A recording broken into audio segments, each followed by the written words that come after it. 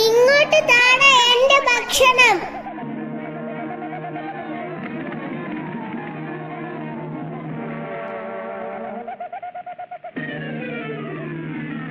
പട്ടിണിയിലായ പാറുക്കോഴി.